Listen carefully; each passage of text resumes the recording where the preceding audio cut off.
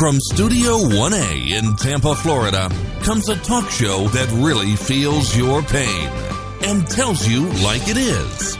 We love America and all that freedom-loving Americans want to protect. Live from coast to coast and on your radio, it's For the People with Keith Allen. We'll help you survive this thing called life. We're for the people. Whatever your source of stress or strife, for the people is there. Well, hello, Mr. and Mrs. America. I am Keith Allen and proudly welcoming you to this Friday's edition of For the People. It's Friday, July the 14th, 2017, and I can tell already that this weekend it's going to be a good weekend.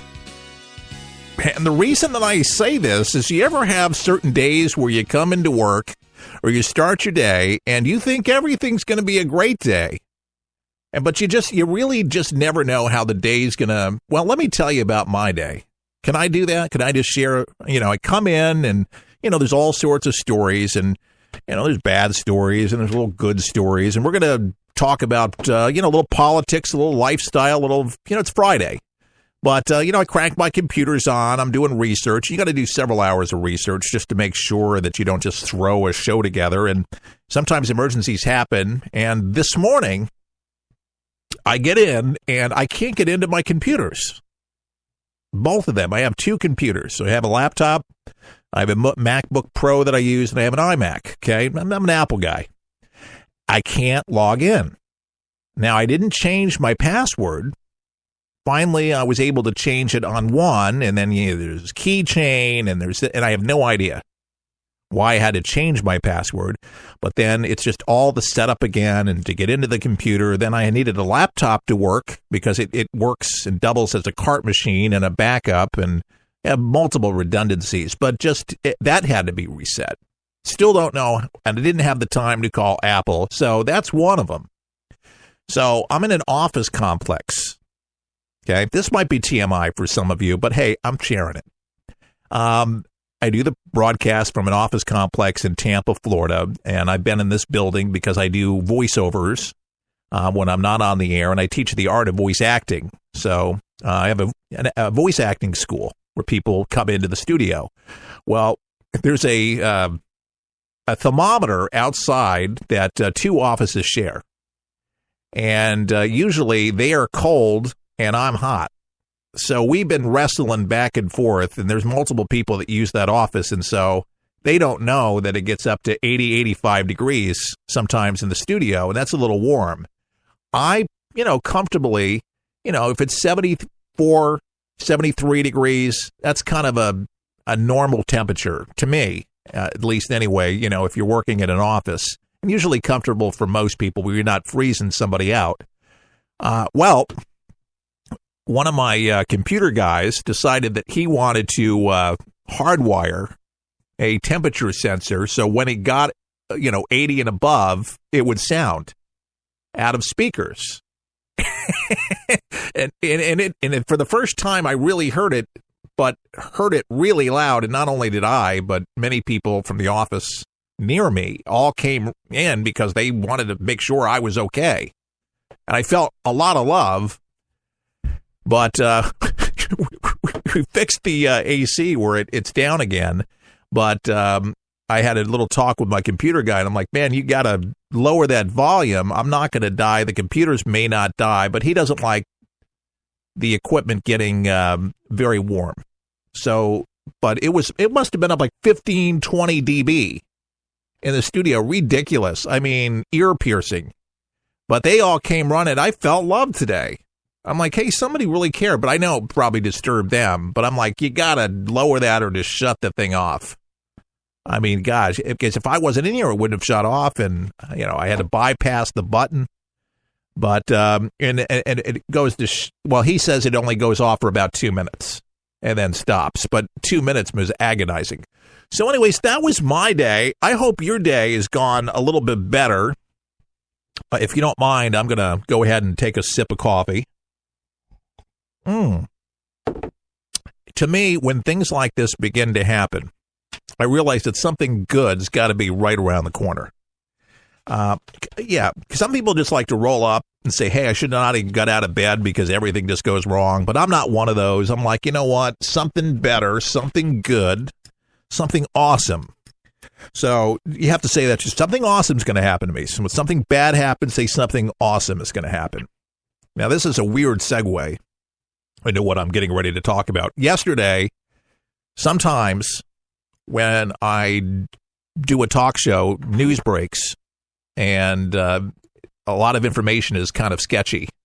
And I was talking to a friend and said, you need to say that. But I was kind of trying to just kind of claw myself through a story yesterday about a grisly discovery about some bodies in a field in Pennsylvania. And I didn't know a whole lot about the story. It was coming through. Now, even during the break, I kind of skimmed it, but didn't really appreciate the story. Well, the story is cooked up a little bit more since, and if you've been following this story here of interest, they have found another suspect in the case. So 2 people responsible for these 4 boys' deaths, and Northeast Philly, where a second person of interest has been taken into custody in connection with these deaths. And the detention comes on the heels of Cosmo DiNardo's attorney saying that his client admitted to killing the 4 men and telling authorities the location of the bodies. The Associated Press, citing a person with firsthand knowledge of his confession, reported that DiNardo had a co-conspirator, Paul Lang. DiNardo's lawyer was telling reporters yesterday, actually. And then DiNardo, 20, is ready to plead guilty 4 counts of first-degree murder. Lang said in exchange for the confession, prosecutors agreed to take the death penalty off the table. Folks, I don't know how you feel about that. Maybe thank God for the rules and the laws that are on the books. But, man, you kill 4 people. 4 people in cold blood. You don't get the death penalty. The Wild West, they'd take you and they'd hang you. They'd shoot you. A little firing squad out there. How awful. Multiple sets of human remains were unearthed from 12-foot deep mass graves on an isolated Pennsylvania farm earlier yesterday, as authorities continued digging up the bodies of these 4 young men who disappeared last week. A major manhunt to try to find these young people, these victims, 19-year-old, 22-year-old, 21-year-old, and another 19-year-old. Bucks County District Attorney Matthew One-Trap said that he could not identify the other remains at this time while using a fresh appeal for more help from the public. And basically, they cooked the bodies, so I guess dental records is what they can go by. Fire and rescue crews were using plywood to help shore up the deep graves as investigators worked inside under intense heat and choking dust. DiNardo was arrested Wednesday for allegedly trying to sell Mio's car for $500 on July 9th after Mio's was last seen. His 1996 Nissan Maxima was also found on the family's farm. Not enough information right now to find out what the connection is or why they did it. If there was any connection or there was just a mass murder spree that this guy just wanted to go on, and no more information. It's just kind of pretty dry right now. But all young people right now, and geez, you're just getting your life started at 19, 22, 21, and 19. All there in Bucks County. Breaks your heart, folks, when things like this happen, man. These are stories, man, out of a Stephen King novel. And this stuff's been going on forever. Just because of news, we find these stories out wherever they happen, these gruesome discoveries. But, man, you gotta love your loved ones, man. Before you get out of your house, I always say you never know what people are up to and what weird ideas people have. But you got to be careful out there, and you can never be too careful. That's for sure, especially young people. They just vulnerable and go out, and somebody's got some weird ideas, and you end up in a makeshift grave somewhere on somebody's farm. Man, It's rough. You got to think about the parents right now, what they're going through. Friends, siblings. That's hell, man. I could deal with password resets all day. Yeah, no problem. Alarms going off. That's all right. My family's, they're okay. I know where they are. Thank God for that. Yeah, you gotta count. You know what? You gotta count your blessings. You really do. Have an attitude of gratitude. It's a beautiful thing. Ted Cruz. I'd like to see Lion Ted. Because that's what Donald Trump called him. But Lion Ted basically saying some of the very similar things. Because he's kind of peed off that CNN is, and he's working hard. He's trying to get this health care passed, trying to get it all done. But Senator Ted Cruz is calling out CNN for its double standard after the news outlet referred to his health care amendment, this is why, as the so-called Consumer Freedom Amendment. Okay? Doesn't like it and hates it. Well, this is CNN for you, Ted. Come on. You know better than this. But he was watching CNN. I guess he noticed that the news outlet sent out a tweet referring to his health care amendment. So that's where it all began on the Twittersphere. So Ted Cruz now, he's tweeting right now. This is good. He says, weird. My search for tweets from CNN mentioning the so-called Affordable Care Act turned up no results. In addition to the tweet, CNN's story, and there's basically where it came down. You can't see this. So I could see it. But it says the Texas senator is not the only top Republican concerned about a double standard in CNN's reporting. President Donald Trump also is calling out CNN. As for health care reform, Cruz said he would support the senator's latest bill to repeal and replace Obamacare as long as his amendment, and his amendment, folks, is including in the legislation the Consumer Freedom Amendment, which allows insurers to sell plans that don't meet all of the Obamacare requirements, as long as they feature at least one plan that does. To leave it open. I suppose if people still want to remain on Obamacare and it makes sense to them that they have that option. So it also reported, let's see, Republicans might move forward with Cruz's plan. That's a new one. Without first waiting for an assessment from the Congressional Budget Office. Instead, the Trump administration, through the Department of Health and Human Services, would score the amendment. So using the Trump administration to score the bill could provide a much more favorable outcome. So this is a new one.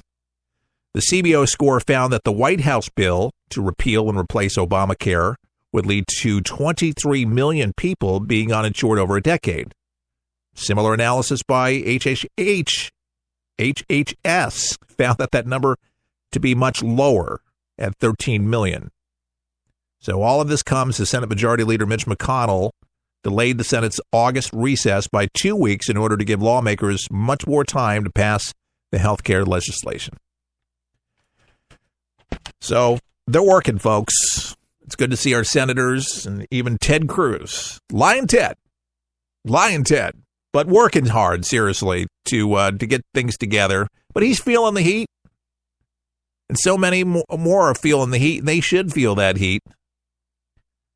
But it should be a good reminder for all of them as they have that 2 weeks that it is the people that put them in that office, in that position. They voted him in. And they're going to have to give good answers and explain themselves back home.